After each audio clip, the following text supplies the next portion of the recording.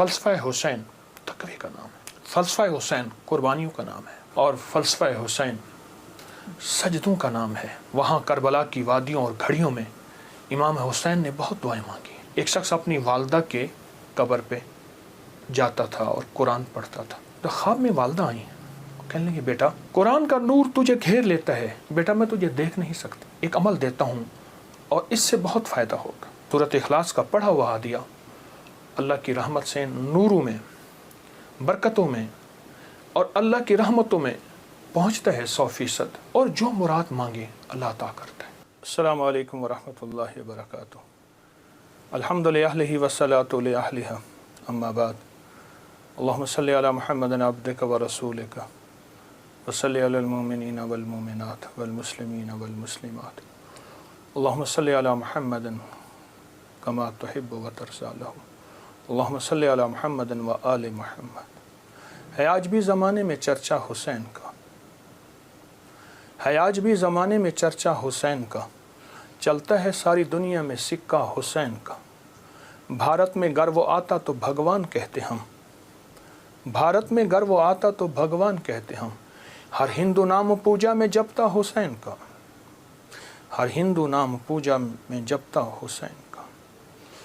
راون کی طرح مٹ گیا دنیا سے تو یزید، لیکن دلوں پہ آج بھی ہے قبضہ حسین کا۔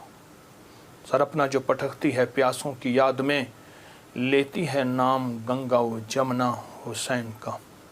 جے سنگھ پناہ مانگے گی مجھ سے چتا کی آگ، جے سنگھ پناہ مانگے گی مجھ سے چتا کی آگ، مر ہندو ہوں میں ہندو ہوں مگر ہوں شیدا حسین کا۔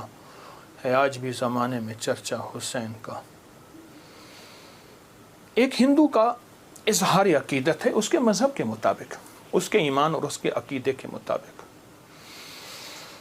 محرم کی گھڑیاں تاریخ ہے ایک پیچھے، محرم کے مہینے کے تقدس کی، احترام کی، حرمت کی ایک پورا نظام ہے، اور محرم کے ساتھ امام حسین کی نسبتیں، حضرت حسین بن علی بن ابی طالب، ان کی نسبتیں بہت عجیب ہیں۔ اب سوچنے کی بات یہ ہے کہ انہوں نے ہمیں دیا کیا ہے۔ امام حسین کی زندگی کا سب سے پہلا نظام تقوی ہے، اور تقوی نیکی کرنے کو نہیں کہتے۔ کسی نے حضرت عباس رسول اللہ صلی اللہ تعالی وسلم کے چچا، ان کے بیٹے حضرت عبداللہ بن عباس سے پوچھا تقوی کس چیز کا نام ہے؟ تو پوچھا نہ کرنے کا نام ہے، کرنے کا نام تو نہیں ہے۔ فرما دیجئے کیا کرنے کا نام، کیا نہ کرنے کا نام؟ فرمایا تقوی گناہ نہ کرنے کا نام ہے۔ ایک بندہ بہت زیادہ نیکیاں کرتا ہے اور پھر بہت گناہ کرتا ہے، اس کو متقی نہ کہا جائے گا۔ فلسفہ حسین تقوی کا نام ہے، فلسفہ حسین قربانیوں کا نام ہے۔ فلسفہ حسین پانی نہیں مل رہا، پیاس کی شدت ہے، میں اس جگہ کو جا کے خود دیکھ کے آیا ہوں، کربلا کی ان وادیوں میں، لیکن اس بات کا اس پیغام کا نام ہے کہ وہاں حرام نہیں چلے گا، وہاں مشکوک نہیں چلے گا، وہاں حلال طیب اور طاہر زندگی چلے گی۔ ایک نظام ہے۔ اور فلسفہ حسین سجدوں کا نام ہے کہ جنگ جاری ہے اور نماز کا وقت آیا، آدھوں نے نماز پڑھی، آدھوں نے جنگ کی، پھر انہوں نے نماز پڑھی، سجدے قضا نہیں ہوئے اور سجدے ادا ہوئے ہیں۔ اور فلسفہ حسین دعاؤں کا نام ہے۔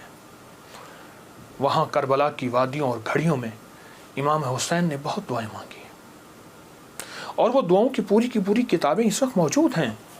وہ دعائیں کیا تھیں؟ جس میں اللہ کی محبت، جس میں اللہ کے ساتھ عشق، جس میں اس کی ذات عالی کے ساتھ تعلق اور محبت، ان دعاؤں کا نام ہے۔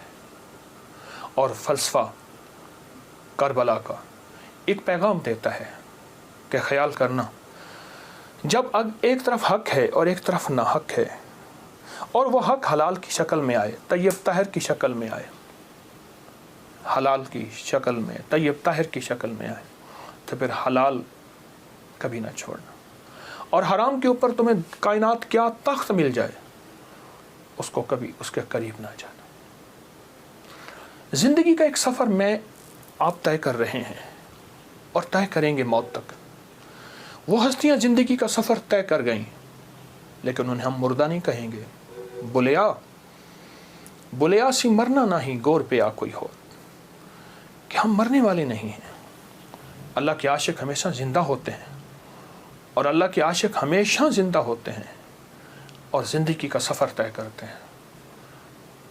عاشق ہمیشہ زندہ ہوتے ہیں اور عاشقوں کی زندگی ہی اصل زندگی ہے. اور وہ زندگی ایسی زندگی ہے جس زندگی کے بعد موت نہیں ہے.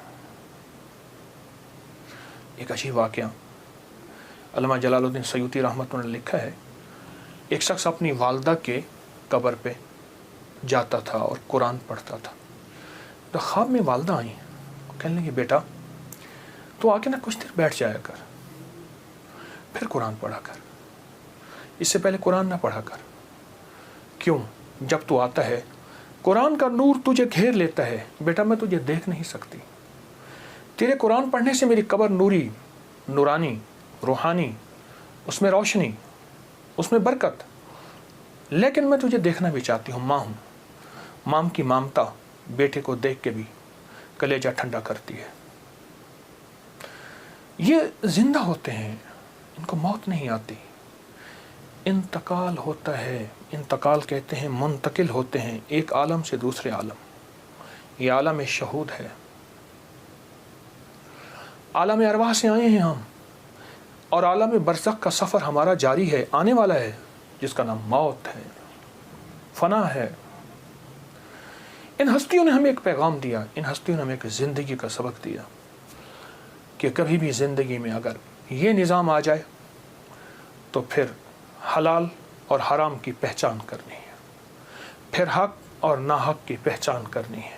اور حلال اور حرام میں اگر کنبا جا رہا اور معصوم بچے جا رہے, اور پھر یہ نہیں دیکھنا کہ کون جا رہا, پھر دیکھنا یہ ہے کہ اللہ کی راہیں, سچی راہیں کون ہیں اور کہاں ہیں اور کیسے ہیں. امام حسین کی زندگی میں اور ان کا جتنا بھی قافلہ تھا, ان کی زندگی میں کچھ وظائف بھی ملتے ہیں جو میں لوگوں کو بہت بتاتا ہوں, اور اس سے بہت فائدہ ہوتا ہے اور اس سے بہت نفع ہوتا ہے. ایک عمل دیتا ہوں, بہت زندگی میں کام آئے گا. ان مبارک گھڑیوں کے حوالے سے ایک عمل دیتا ہوں اور اس سے بہت فائدہ ہوگا. وہ عمل یہ ہے کہ آپ 2 تسبیح سورۃ فاتحہ کی پڑھیں, اول آخر 3 دفعہ درود شریف, اور سورۃ فاتحہ کی 2 تسبیح پڑھ کے اور اس کا ہدیہ حضور کے گھرانے کو ہدیہ کریں. اور اگر چاہیں تو 2 تسبیح سورۃ اخلاص کی پڑھ لیں, 2 تسبیح سورۃ اخلاص کی, اور اس کا ثواب حضور کے گھرانے کو ہدیہ کریں. اور یہ سورۃ اخلاص کا پڑھا ہوا ہدیہ اللہ کی رحمت سے نوروں میں, برکتوں میں اور اللہ کی رحمتوں میں پہنچتا ہے 100%. اور حضور کے گھرانے کو ہدیہ کریں. اور حضور کے گھرانے میں حضور کی بیویاں, بیٹیاں, داماد, نواسے, نواسیاں, یہ حضور کا گھرانہ ہے. اور اس حضور کے گھرانے میں یہ حسینی قافلہ بھی حضور کا گھرانہ ہے. ان کو ہدیہ کریں حضور کے گھرانے کو, اور جو مراد مانگے اللہ عطا کرتا ہے. اور یہ مسلسل عمل کرتے رہیں. آپ دن کے کسی وقت صبح شام 2 تسبیح سورۃ اخلاص پڑھ لیں, ہر دفعہ بسم اللہ الرحمن الرحیم 7 پڑھیں, اور اول آخر درود پاک پڑھیں, اور پھر یہ تسبیح آپ ان کی خدمت میں ہدیہ کر دیں. آپ کا کوئی مسئلہ ہے, آپ کی کوئی مشکل ہے, آپ کی کوئی پریشانی اور ناممکن ہے, اس مسئلے, مشکل اور پریشانی میں یقیناً آپ کے لیے خیر کی, برکتوں کی اور رحمتوں